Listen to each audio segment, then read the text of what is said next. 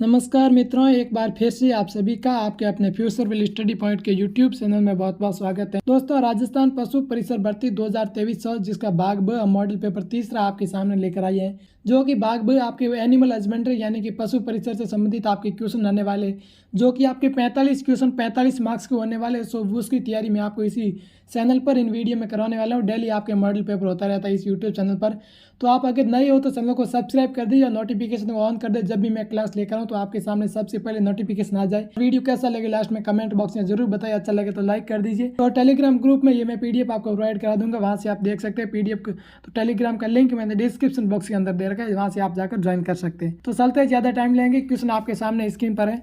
क्या क्वेश्चन? गाय के दूध में पानी का प्रतिशत होता है 87.26%, 70.09%, 80%, 90%। तो इसका राइट आंसर हो जाएगा ए ऑप्शन। गाय के दूध में जो पानी का प्रतिशत होता है वो 87.26% होता है। अगला क्वेश्चन है, कार्य करने वाले पशुओं की बाध्यकरण की आयु उपयुक्त होती है 1.5 से 2 वर्ष, या फिर 3 वर्ष, या 4 वर्ष, या 5.5 वर्ष। तो कार्य करने वाले पशुओं की बाध्यकरण की जो आयु होती है ए होती है, यानी कि 1.5 से लेकर 2 वर्ष के बीच में होती है। अगला क्वेश्चन है, गाय की प्रमुख नस्ल है। इन तीनों नीचे ऑप्शन दे रखे, इन तीनों ऑप्शनों में से आपको बताना है कि नस्ल कौन सी गाय की है। हरियाणवी, मेवाती, साहिवाल, या फिर उपयुक्त सभी। तो इसका राइट और आंसर हो जाएगा डी, उपयुक्त सभी, यानी कि साहिवाल, मेवाती और हरियाणवी, ये तीनों एक गाय की नस्ल है। आप नस्ल अच्छी तरीके से याद कर लेना, क्योंकि इनमें क्वेश्चन पूछे जाते हैं बहुत ही ज़्यादा। अधिक दूध देने वाली भैंस की प्रमुख नस्ल कौन सी है? मुर्रा, भदावरी, जाफराबादी, या उपयुक्त सभी। तो सबसे अधिक दूध देने वाली जो भैंस की नस्ल है वो मुर्रा नस्ल है। यह हो जाएगा हमारा राइट आंसर इस क्वेश्चन का। पशुओं का बीमा सम्मिलित किया जाता है परिवर्ती लागत में, विशिष्ट लागत में, नियत लागत में, या सीमांत लागत में। तो पशुओं का जो बीमा सम्मिलित किया जाता है वो नियत लागत में किया जाता है। तो इसका हमारा सी ऑप्शन राइट हो जाएगा इस क्वेश्चन का। नेक्स्ट क्वेश्चन है हमारा, मेरिनो नस्ल की भेड़ों का मूल स्थान कहाँ है? इंग्लैंड, न्यूजीलैंड, स्पेन, या फिर ऑस्ट्रिया। तो जो मेरिनो नस्ल की जो भेड़ आती है उसका मूल स्थान स्पेन है। और अगर पूछा जाए सबसे ज़्यादा कहाँ पे पाई जाती है तो वो हमारा ऑस्ट्रेलिया राइट आंसर हो जाएगा। लेकिन इस क्वेश्चन का हमारा राइट आंसर है सी ऑप्शन, जो कि स्पेन इसका मूल स्थान है, यानी वहाँ से इनकी उत्पत्ति हुई है। गो पशुओं का शारीरिक तापक्रम सामान्यतः कितना होता है? 37.6 degree Fahrenheit, 39.6 degree Celsius, 38.6 degree Celsius, या फिर 37.6 डिग्री सेल्सियस। तो गो पशु का शारीरिक तापक्रम जो होता है 38.6 डिग्री सेल्सियस होता है। सी हमारा इस राइट आंसर है, इस क्वेश्चन का राइट आंसर हो जाएगा। नेक्स्ट क्वेश्चन हमारा है, जुगाली करने वाले पशुओं की आमाशय में कितनी थैली होती है? ए 2 थैली, बी 3 थैली, सी 4 थैली, डी 5 थैली। तो जुगाली करने वाले पशुओं के आमाशय में 4 थैली होती है। सी ऑप्शन हमारा राइट आंसर हो जाएगा। कितनी थैली? 4 थैली।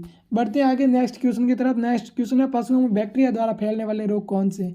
इन 4 ऑप्शन में आपको बताना कि कौन सा रोग बैक्टीरिया द्वारा फैलता है पशुओं में। गला गौंट, यानी जो गले में सूजन आ जाती है। बी ऑप्शन है निमोनिया, सी में थनैला, डी में उपयुक्त सभी।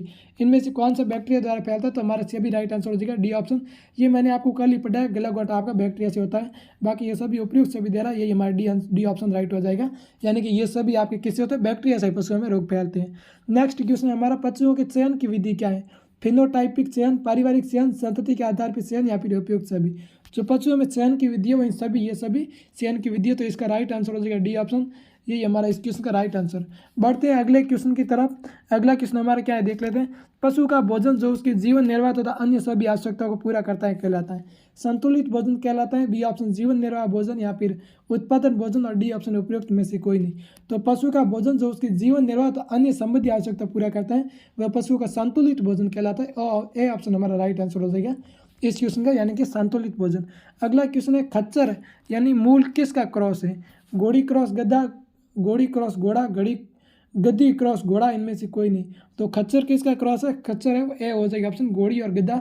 ए हमारा राइट आंसर हो जाएगा इस क्वेश्चन का, घोड़ी और गद्दा का खच्चर क्रॉस। अच्छी तरीके से याद रखना, इंपॉर्टेंट क्वेश्चन है।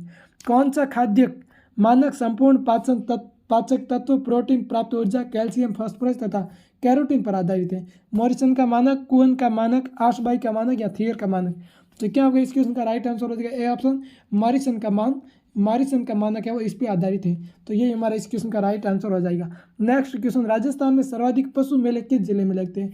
डूंगरपुर, जालोर, करौली, नागौर। तो कौन सा जिला है जहाँ पे सबसे ज़्यादा पशुओं के मेले लगते हैं? तो इसका राइट आंसर हो जाएगा डी ऑप्शन, हमारा जो नागौर है वहाँ पे सर्वाधिक पशुओं के मेले लगते हैं। बढ़ते हैं अगले क्वेश्चन की तरफ। अगला क्वेश्चन, बकरी का दूध सुपाच्य होता है क्योंकि कम प्रोटीन होने के कारण सुपाच्य होता है? बी ऑप्शन, वसा गोलिकाएं छोटी छोटी होने के कारण, सी ऑप्शन, वसा की बहुत कम मात्रा होने के कारण, और डी ऑप्शन उपयुक्त में से कोई नहीं। तो इस क्वेश्चन का राइट आंसर हो जाएगा क्यों होता है सुपाच्य, क्योंकि वसा गोली का छोटी छोटी होने के कारण होता है। बी ऑप्शन इस क्वेश्चन का राइट आंसर हो जाएगा। बढ़ते हैं नेक्स्ट क्वेश्चन की तरफ। डॉक्टर वी कुरियन किस क्षेत्र से संबंधित है? पशुपालन, कृषि उत्पादन, दुग्ध उत्पादन या फिर मत्स्य उत्पादन। एक आपको इसमें ध्यान रखना, ये पशुपालन से संबंधित क्वेश्चन है, तो यहाँ पे कृषि उत्पादन और मत्स्य उत्पादन बिल्कुल आपका गलत हो जाएगा। यहाँ पे 1 नंबर और 3 नंबर में से कोई बचता है, तो हमारा राइट आंसर हो जाएगा दुग्ध उत्पादन से ये संबंधित है, तो हरित क्रांति के बारे में इससे संबंधित है। अगला क्वेश्चन, मक्खन में सुगंध के लिए उत्तरदायी पदार्थ है, यानी कि मक्खन में सुगंध आने के लिए कौन सा पदार्थ डाला जाता है? डाई एसिटिक, साइट्रस, साइट्रिक अम्ल या लैक्टिक अम्ल। तो इस क्वेश्चन का राइट आंसर है वो हमारा ए ऑप्शन हो जाएगा, यानी कि डाई एसिटिक अम्ल है वो वस्तुओं में यानी मक्खन में सुगंध के लिए डाला जाता है। अगला क्वेश्चन है, प्रशीतन इकाई में दूध को किस तापमान पर ठंडा या भंडारित किया जाता है?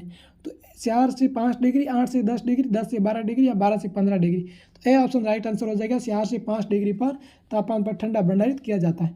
तो बढ़ते हैं आगे क्वेश्चन की तरफ। अगला क्वेश्चन हमारा, कैल्शियम की अधिकतम मात्रा किस में पाई जाती है? दूध में, मक्खन में, सेब में या फिर पनीर में? कैल्शियम की सबसे अधिक मात्रा पाई जाती है वो आपकी पनीर में पाई जाती है, तो हमारा राइट आंसर हो जाएगा डी ऑप्शन। गोदोहन के लिए सबसे उपयुक्त विधि कौन सी है? मुट्ठी विधि, सुटकी विधि, अंगूठा विधि, उपयुक्त में से कोई नहीं। तो गोदोहन यानी गाय को दूहते उसके लिए सबसे उपयुक्त विधि कौन सी है? मुट्ठी विधि, यानी कि मुंह मुट्ठी बंद करके जैसे पशु पालते हैं उनको पता ही है, तो मुट्ठी विधि हमारे राइट आंसर हो जाएगा ए ऑप्शन। बढ़ते हैं, ये हमारे आज के 20 क्वेश्चन थे, तो आपने देख लिया होगा। कैसा लगा हमारा सेशन? अच्छा लगा तो लाइक कर दीजिए, कमेंट जरूर कीजिए, और अगर आप अपने चैनल पर नए हो तो चैनल को सब्सक्राइब कर दीजिए।